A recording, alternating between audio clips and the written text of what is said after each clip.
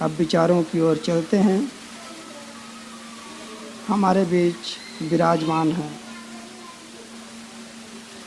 करमचंद साहब जी। आपसे निवेदन है आप अपने विचार रखें, हम लोगों को लाभान्वित करें। बोलिए सद्गुरुदेव की जय।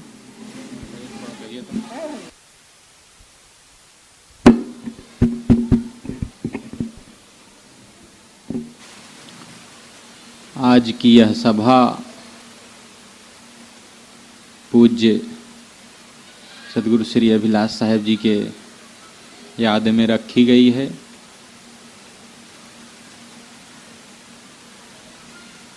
कुछ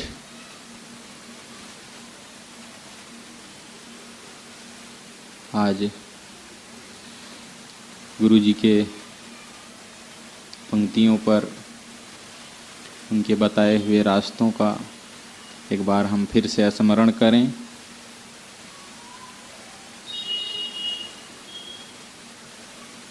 वंदनीय संत समाज, धर्म प्रेमी सज्जनों और माताओं,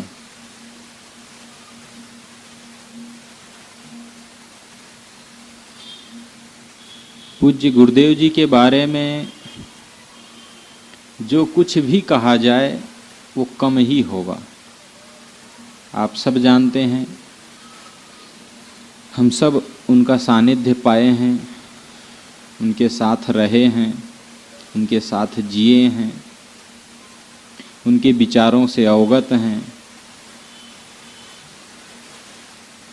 कुछ कहना बचता नहीं है। चीज़ वह कही जाती है जो आप न जानते हों और हम जानते हैं उसको बताएं। लेकिन गुरु जी की महानता को कौन नहीं जानता है। गुरु जी हमारे लिए क्या दिए, समाज के लिए क्या किए, इसको हम अच्छी तरह से जानते हैं। बस उसकी सार्थकता किस में हो, वो सफल किस में हो, वो जानना, वो हमारा उनसे संबंध, इसकी सार्थकता किस में है।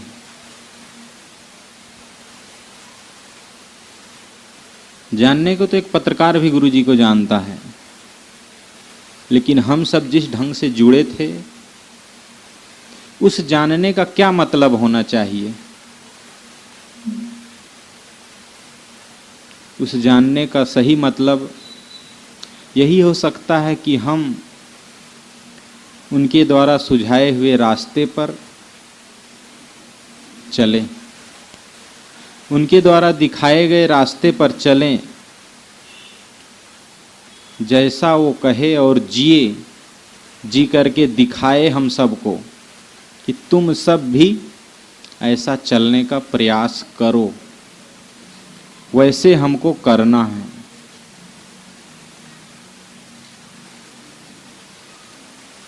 गुरुजी जो कुछ भी हम लोगों के बीच कहते थे, वो चीजें, उन बातों से चोट लगती थी। वो बातें गंभीर होती थी साधारण होते हुए भी। हम सब उनको जानते थे, लेकिन फिर भी जब वो गुरु जी के मुख से निकलती थी तो ऐसे लगता था नहीं, हम कुछ और ही सुन रहे हैं। ऐसा क्यों होता था? गुरुदेव जी जो कुछ भी कहते थे, पहले गुरु जी उसमें जीते थे। एक खास बात थी।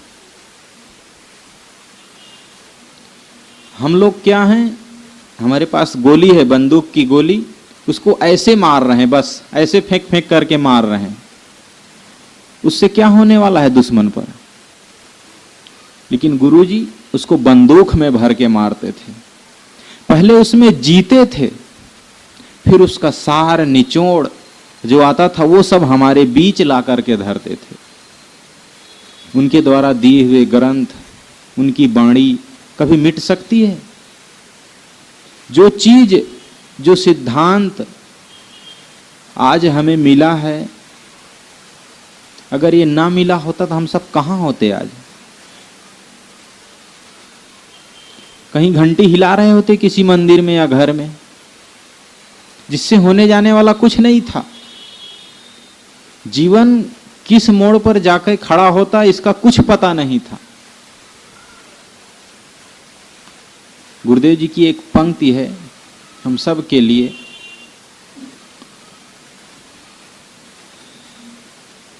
वो पंक्ति मैं जब भी याद करता हूं तो मुझे पूरा अंदर तक हिला देती है। एक अपने आश्रम से पत्रिका निकलती, सब जानते हैं। उसमें पहले पृष्ठ पर ही गुरुजी की एक कविता रहती थी, एक रचना। गुरुजी हर 3 महीने में एक उसको लिखते थे और उसी का संग्रह हृदय के गीत। उसी की एक पंक्ति है, स्ववत्स पथ है त्याग जो सुखमय सरल है। क्या है? स्ववश पथ है त्याग जो सुखमय सरल है। हम सब कौन सा रास्ता ढूंढ रहे हैं? हमको तो ऐसे लगता है कि गुरुजी सामने बैठ के कह रहे हैं, तुम लोग कहां फंसे हुए हो? स्ववस्था तुम्हारी केवल त्याग में है, छोड़ने में है, ग्रहण करने में, पाने में नहीं। हम अपने जीवन में कौन सा काम करते हैं? ग्रहण करने का कि छोड़ने का? कहीं भी कोई अच्छी चीज देखते हैं हमारा मन फिसल जाता है कि नहीं, ये चीज हमारे पास होना चाहिए था, हमारे घर में होना चाहिए था, हमारे ड्राइंग रूम में होना चाहिए था।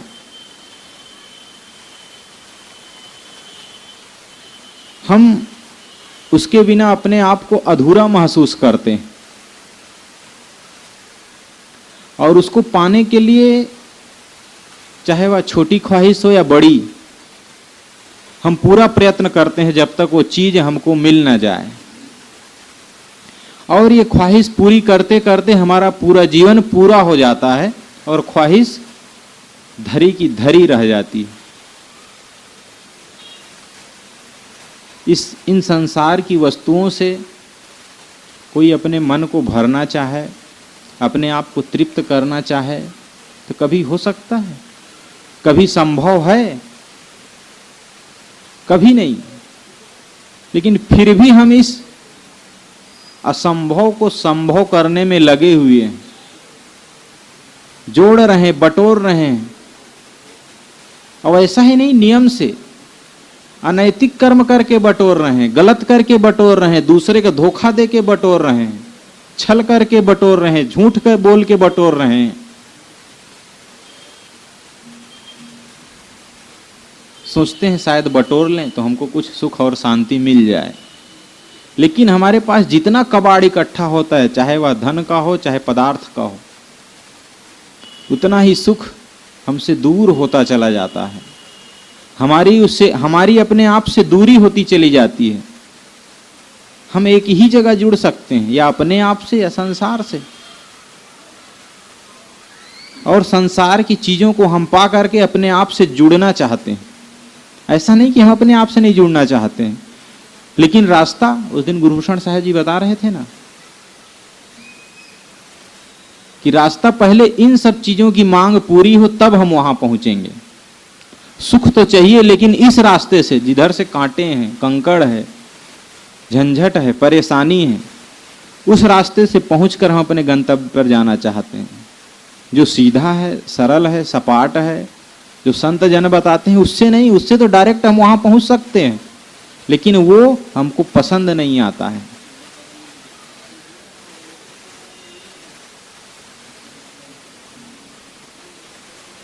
साधारण सी बात है, कोई चीज किसी को प्राप्त करना हो तो उसके लिए अपनी पॉकेट देखना पड़ता है, हमारे पास पैसा है कि नहीं। पैसा नहीं है और वो चीज जरूरी है तो उसके लिए मजदूरी करना पड़ेगा कहीं दिन भर, फिर पैसा मिलेगा, फिर उस चीज को खरीदेंगे और उपयोग करेंगे। लेकिन कोई चीज हमारे पास ऑलरेडी है पहले से, जो कुछ भी है, उसको छोड़ना है, उसके लिए क्या करना होगा?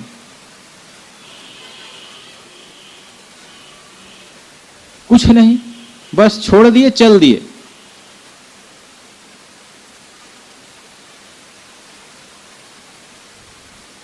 कहीं कोई जमीन जायदाद हो, उसको लिखाना हो, अपने नाम करवाना हो, उस आदमी से मिलना पड़ेगा जिसके नाम वो जमीन है, फिर उससे रजिस्ट्री करवाना पड़ेगा, पैसा देना पड़ेगा, तहसील जाना पड़ेगा, सब कुछ बहुत आपाधापी।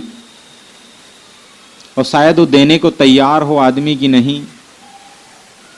किसी चीज को प्राप्त करना हो बहुत झंझट है। लेकिन कोई कहे कि साहब ये घर मैं आपके नाम करता हूं, इसको आप लीजिए और आप यहां रहिए। कोई कहता है कि ये हमारा घर है, इसको मैं आपके नाम करता हूं और ये इसका कागज, आप यहां रहिए।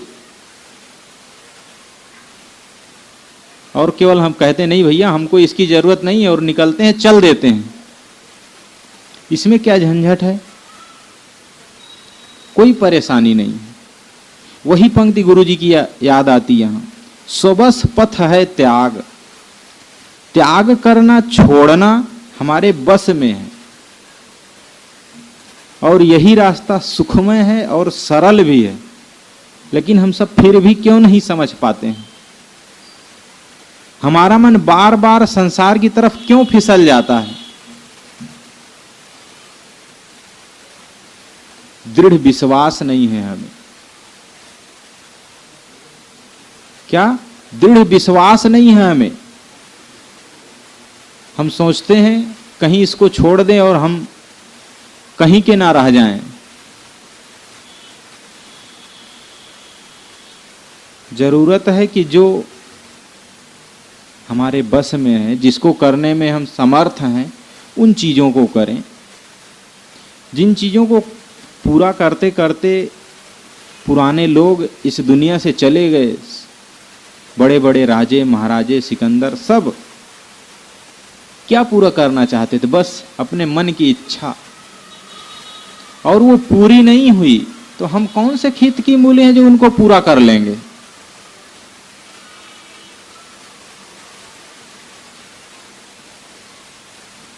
जीवन अगर त्याग से जिया जाए तो हमारा घर, हमारा परिवार, हमारा समाज स्वर्ग बन सकता है। आपके घर में कोई ऐसा व्यक्ति हो जो कुछ न चाहता हो, आपको कैसे लगेगा? आप उसको कुछ भी दें कि नहीं मेरे को ये नहीं चाहिए। आप कोई सामान लाते हैं और घर में कहते हैं ये लो ये तुम्हारे लिए, नहीं मेरे को नहीं चाहिए। कोई झगड़ा नहीं होगा, कोई झंझट नहीं होगी। लेकिन होता क्या है, आप एक चीज लाए किसी के लिए और दूसरा कहता है मुझे भी ऐसे ही चाहिए। अगर दो महिलाएं हैं घर में तो एक साड़ी आई तो बस जैसे वो साड़ी वैसे ही मुझे भी चाहिए, उससे 19 नहीं 20 ही चाहिए। जहां त्याग है वहीं सुख है। बिना त्याग के कहीं सुख संभव नहीं है। बिना छोड़े हम कुछ नहीं पा सकते हैं। हमारा परिवार हो या समाज हो, हर जगह जरूरत है कि हम उसको कितना अच्छा से चलाएं, कितना बढ़िया से चलाएं, बिना संदेह पूर्वक। संदेह करने से हमारे आपस में दुराव होता है, हम एक दूसरे से दूर हो जाते हैं संदेहवश। किसी चीज का सही ज्ञान न होने से ही संदेह होता है। पति पत्नी है, पति अगर देर से आता है तो पत्नी को संदेह हो जाता है, रात भर तुम कहां थे। पत्नी कहीं किसी से हंस के बात कर देती है, पति को संदेह होता है। संसार में हर जगह संदेह है और ये सब होता क्यों है? पूर्ण जानकारी न होने पर। किसी के बारे में पूर्ण जानकारी, और उसको हम पूछ भी नहीं पाते हैं सामने वाले से, आखिर ये रियल क्या है, ये जो घटनाएं घट रही हैं, तुम हमसे बातें छुपा रहे हो, इसका कारण क्या है? बस डायरेक्ट हम अपने मन में एक नक्शा तैयार कर लेते हैं, बस अब ऐसे जीना है, ऐसे रहना है। मन हमारा अलग हो जाता है हमारे परिवार में रहते हुए भी। एक उदाहरण के माध्यम से समझें। संतजन बताते हैं कि एक बहुत पहले एक आदमी को एक कांच का टुकड़ा मिल गया कहीं। उस समय शीशे का उतना प्रचलन नहीं था, कोई शीशा जानता भी नहीं था कि उसमें अपना चेहरा दिखता है। तो आदमी कहीं जा रहा था जंगल में, उसे वो कांच का टुकड़ा मिल गया, तो उसको उठाता देखता है तो उसमें उसी का चित्र दिखाई पड़ता है। तो वो जब देखा दाढ़ी मूंछ सब, तो उसको वो चित्र अपने पिताजी जैसे लगा। अरे तो मेरे पिताजी जैसे चित्र लगता है, ये फोटो यहां कैसे आ गई आखिर। उस शीशा को देखता है तो उसको अपना चित्र दिखा, उसका चित्र अपने पिताजी जैसे कुछ मिलता जुलता। कहा है तो पिताजी का चित्र है, ये जंगल में कैसे आया। वो बड़े श्रद्धा से आदर भाव से उसको घर लेके गया और ले जा करके अपने पूजा की स्थली पर उसको रख दिया। अब रोज उसकी पूजा करता कि पिताजी का चित्र हमारे घर में, इतनी बड़ी बात है। और पिताजी गुजर गए थे। पत्नी देखती कई दिनों से एक बहुत पूजा पाठ में लगे हैं, बात क्या है आखिर। वो भी जाके उनके पूजा घर में देखती है तो एक वो चमकता हुआ, उसको उठा के देखती है तो उसको एक महिला का चित्र दिखता है, उसका अपना चित्र दिखा। कहती है किसके चक्कर में फंस गए आखिर, ये शादी तो इनकी मेरे साथ हुई, किसका ये पूजा कर रहे हैं। उसको तो पता नहीं हमारा चित्र ऐसे है, वो तो देखी नहीं है। कहती आने दो, शाम को बताते हैं आखिर क्या बात है। जैसे वो बेचारे शाम को घर आए, उनके ऊपर तो पहाड़ टूट पड़ा कि तुम क्या घर में ला के रखे हो, क्या बसा लिए हो, तो अपनी कौन सी दुनिया जीना चाहते हो, ये किसको लाके घर में रखे हो, कौन सी औरत है, कौन है तुम्हारी। वो बार बार समझाते हैं मेरे पिताजी की फोटो है। कहती पिताजी कहते हो, मेरे को झूठ बोलते हो, मैं साफ देखती हूँ किसी महिला की फोटो है। वो फिर देखता है उसका पिताजी दिखता है, वो देखती है एक महिला दिखती। उतने पे उधर से मौलवी जा रहा था कोई, वो आ गए। ए भाई लड़ाई क्यों हो रही, क्या बात है।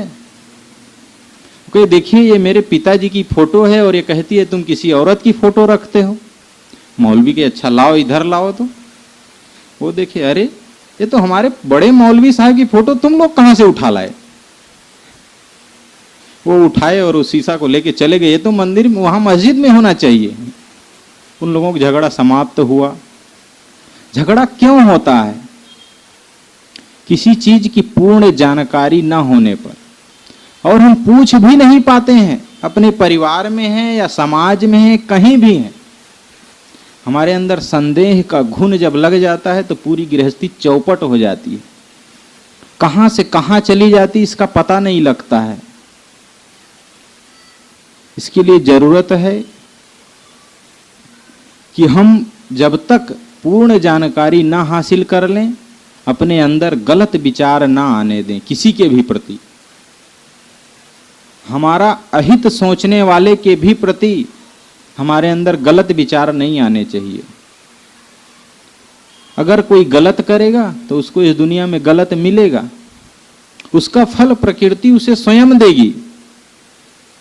हम अपने घर अदालत क्यों लगा लेते हैं? हम जज क्यों बन जाते हैं? किसी को गलत कहने का हमको क्या अधिकार है? जो है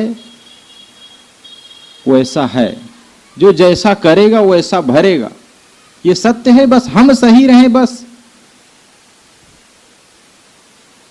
हम सही रहें, बस सब कुछ सही हो सकता है। लेकिन जरूरत है कि हम सही हों तब ना। गलती हमारे से ही होती है, सामने वाले से नहीं। जब तक हम हाथ नहीं उठाएंगे तब तक ताली नहीं बजेगी। एक हाथ से कोई ताली नहीं बजा सकता है, दोनों हाथ की जरूरत पड़ती है। और वो ताली बजाने में हमारा पूर्ण सहयोग रहता है। पूर्ण उस घटना के हम जिम्मेदार होते हैं।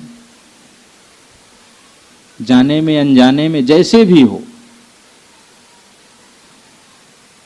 तो हम जो कुछ भी काम करें सोच के समझ के करें। आखिर दुनिया में क्या रखा है, जरा सोचें। 50 साल, 60 साल, 100 साल बाद हमको दुनिया में लोग कैसे जानेंगे, हमारी क्या अहमियत होगी? नहीं समझ में आ रहा है ना क्या अहमियत होगी? खुद आप सोचें।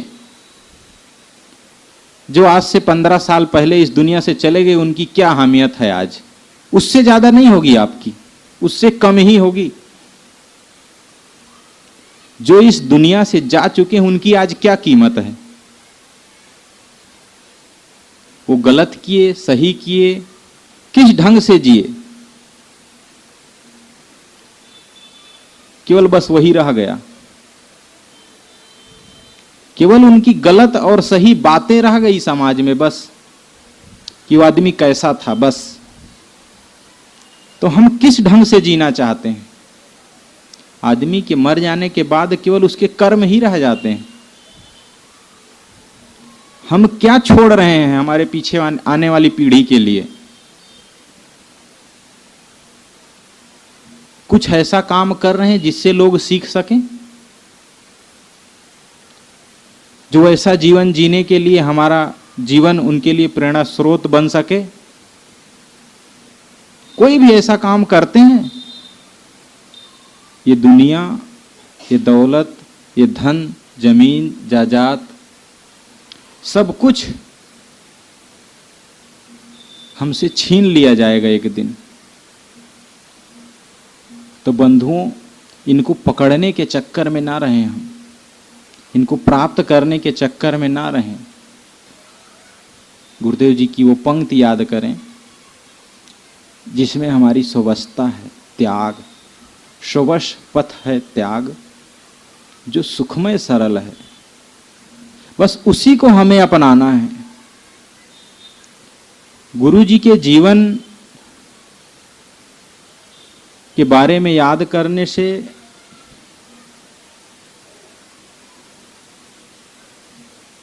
हमें फायदा तभी हो सकता है जब हम उसमें जिएं, उनके बताए हुए रास्ते पर चलें। तो जरूरत है कि हम उन सब चीजों को, जितना हम गुरु जी के बारे में जानते हैं, जितना हमारा उनसे संबंध रहा है, जो जो उपदेश वो हम सबको दिए हैं,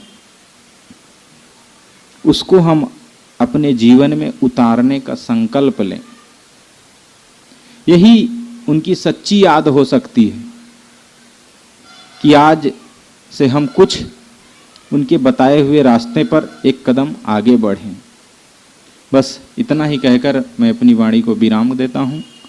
बोलिए सदगुरुदेव की जय, सदगुरु श्री अभिलाष साहेब की जय।